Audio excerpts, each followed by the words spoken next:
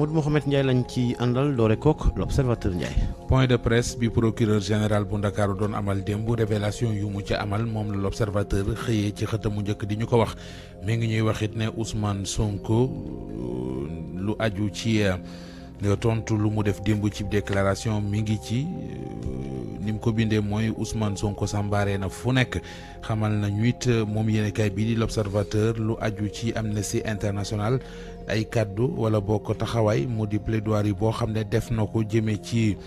LGBT yi mu di góor jigéen yeek xeet yooye mu ne la mu ca wax merloona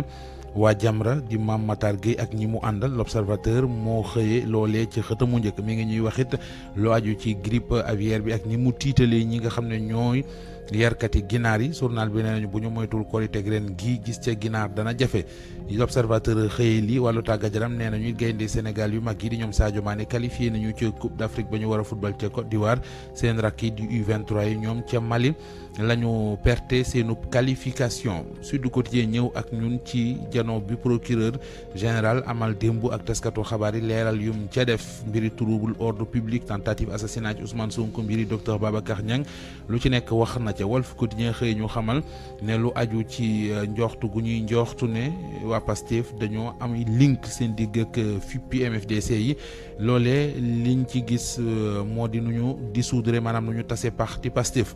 enquête ñëw ak ñun ci mbirum commando yi ñuy wax procureur bi kon leeral na démb complot yi ak nañu ko doon waajee Le Quotidien dikk ak ñun ci kàddu yu procureur général opération coup de poing yi la ko tuddee yéenekaay beneen mu di Source A àllarbay tey ji la xëyee ak ñi fare ci opposition bi rawatina waaye Yewwi ne dañuy manifester ñu aay leen ko ñu ne danañu ko def yéenekaay bi nañu àllarba la jooj nag lu ne mën naa xew ci réew mi Quotidien ñëw ak ñun ci procureur bu yees bi ak ay kàddu yu mu yëkkati démb jëm ci leeral liñ ne dañ doon jéema bu Ousmane Sonko mbiri commando Pastef yi fond force Covid-19 li yéenekaay bi gis mooy procureur bu yees bi joxe na koppim las ñëw ak ñun ci procureur baaxum ak projet bu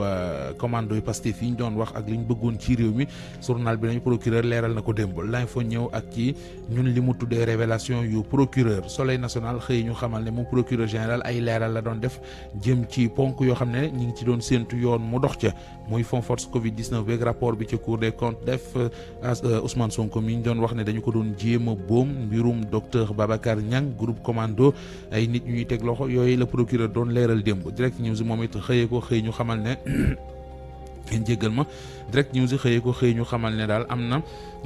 yu ñu doon wax yoo xamante ne ci du woon dëgg procureur joxe na ca ay leeral bés bi le jour ñëw ak ñun ci manifestation yi ak fitna yi ci réew mi li mu bind mooy yëf yi kon xeeñul neex Libération ñëw ak ñun ci waa ji di Yarga Sy mooy ki ñu tegoon loxo ndax nee nañu la ñu sotti woon Ousmane Sonko keroog ba ñu ko yóbbu tribunal moom waa ji moo ko sotti woon journal bi nañu démb génnee nañu ko ca cellule am ca kaso ba mu nekk daal di koy déféré waat te moo ñu ñëw ak ñun ci mbirum Amadou Ly commando yu Pastef yu ku ñuy tuddee seen bopp commando Pastef ak mbiri docteur Babacar Niang réquisitoire bu tàng jër bu Ibrahima Bakhoum mooy li yéenekaay bi kon bind ci xëtamu njëkk yéenekaay beneen di le mandat nee nañu parquet général bi dynamité na commando Pastef yi Tribune ñëw ak ñun ci procureur général bi mu nekkoon sarse na waa Pastef waaye nag yamu wax yayul kenn ñu waxtaanee beneen bu yéenekaay boo xamante ne ji bokk na ci ñu xëyee tey jile moo di Les Échos moom ay révélation yu yéeme la gis ne procureur général def na ko Vox Populi moom it xëy ko feelu xëy ñu xamal ne procureur bi mi ngi gën a taral yëf yi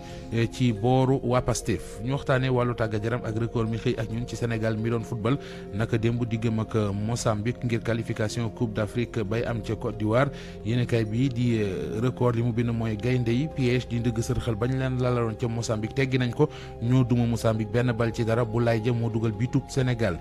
stade nañu seen ticket ngir dem fële ci Coupe d'Afrique ba ñoom gaynde Sénégal yi validé nañu ko démb sunu lamb lañu koy jeexale mi ngi ñuy wax ni kii di Sa Thiès ginnaaw bi mu amee ndam ci kaw rëg-rëg nee na léegi Tapha Tine moom la soxla sunu lamb ko bind Georges de ci Diop